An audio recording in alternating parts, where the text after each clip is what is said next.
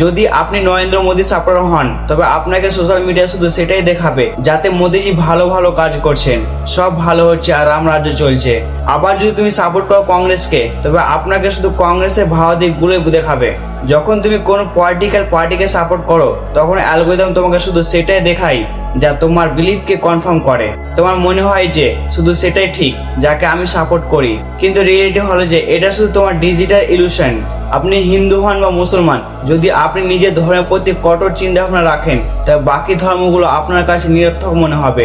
Social মিডিয়াতে তোমাকে শুধু সেই জিনিসগুলো দেখাবে যা শুধু তোমার ধর্মকে শ্রেষ্ঠ বলবে, কারণ অ্যালগরিদম জানে যে তুমি কি দেখতে চাও, কি শুনতে চাও অ্যান্ড কি ইগনোর করতে চাও।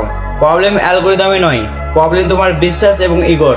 কখনো কখনো তোমাকে সেই জিনিসগুলো দেখানো হয় যা তোমার বিলিফকে খণ্ডিত করে, তোমার বিশ্বাসকে ভেঙে দেয়, কিন্তু তুমি সেগুলো দেখতে চাও না, তুমি সেগুলো ইগনোর করে দাও। অ্যান্ড একেই কনফার্মেশন বায়াস বলে। আপনি সত্যিটা তখনই দেখতে পাবেন যখন আপনি নিজের বিলিফ বা ইগোকে সাইডে সরিয়ে রাখবেন।